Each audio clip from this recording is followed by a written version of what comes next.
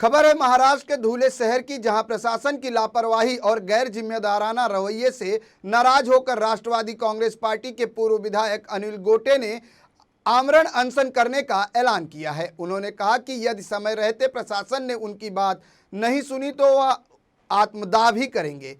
दरअसल पूर्व विधायक ने आरोप लगाया है कि धुले शहर को आसपास से गुजर रहे नेशनल हाईवे से जोड़ने के लिए सड़कों के निर्माण के लिए केंद्रीय परिवहन मंत्री नितिन गडकरी की तरफ से निधि मंजूर कर ली गई है, लेकिन नगर निगम और लोक निर्माण विभाग की तरफ से इन सड़कों के निर्माण के लिए न तो कोई कदम उठाए जा रहे हैं, उल्टा चल रहा है विकास कार्य पर अधिकारी बाधा डाल रहे हैं। आपको बता दें कि विधायक ने कल यानी 14 जून से आमरण अनशन करने का ऐलान किया है। उन्होंने कहा कि जब तक प्रशासन ऐसी परिस्थितियों से निपटने और विकास कार्यों को शुरू करने के लिए कदम नहीं उठाता, तब तक उनका आंदोलन जारी रहेगा। माननीय नितीन गडकरी साहेबांनी धुळे शहराच्या कनेक्टिव्हिटीसाठी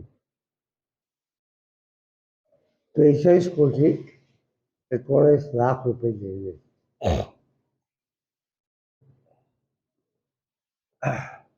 त्यात 2 रस्ते महत्वाचे आहेत। एक मार्शल कम्युनिटी समोरून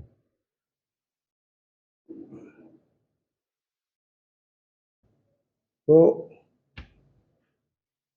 प्रभात नगरपर्यंत आणि दुसरा रस्ता आहे तो शेतकरी पुतळ्यापासून राष्ट्रीय महामार्ग 3 पर्यंत। दुसऱ्या रस्त्यामध्ये कृषी महाविद्यालय आणि महानगरपालिका खताचे खड्डे येतात। हे दोन्ही रस्ते जे आहेत 1966च्या डेव्हलपमेंट प्लॅनमध्ये आहेत। खरं म्हणजे 58 वर्षापूर्वीच त्या रस्त्याचं काम व्हायला पाहिजे होतं, पण याने कोणी केलं नाही,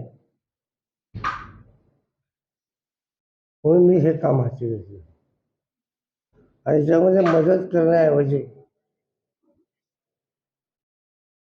सार्वजनिक बांधकाम विभाग, महापालिका आणि राहुरी कृषी विद्यापीठाचे लोक हे सातत्याने अडचण निर्माण करतात।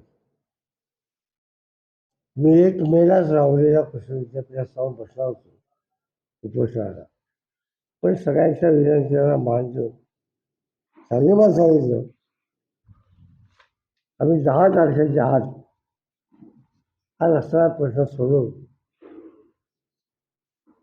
आणि 4 तारखेला मतदान संपल्याबरोबर तुम्हाला काम करायला परवानगी देऊ। तिथं दिलीच नाही, उलट प्रिन्सिपॉलच्या खोलीचं फर्निचर करून द्या, रंग लावून द्या, अंतर्गत रस्ते आम्हाला लावणी करून द्या। ते भिंत जे आहे रस्त्याची ती आम्हाला विचारली बांधून द्या। त्यांच्या बापाची सेव आहे का काय? टेंडर होऊन गेलं, सगळं झालं काय? आणि याला माझा स्पष्ट आरोप आहे की धुळे शहरामध्ये जे विकासाचे विरोधक आहेत त्यांचा पाठिंबा आहे। आणि म्हणून मी 14 तारखेपासून आमरण उपोषणाला बसणार आहे, जयत्याग आंदोलन। आणि मी कोणाच्या बापाचं ऐकणार नाही जोपर्यंत रस्त्याचं काम सुरू होत नाही। आणि मी किती असंख्य आजारांनी जरी ग्रासलो असलो तरी सुद्धा जर माझ्या प्राणाच्या आहुतीने धुळे शहराच्या विकासाला रखडलेला गाडा सुरू होत असेल त्याला माझी तयारी आहे।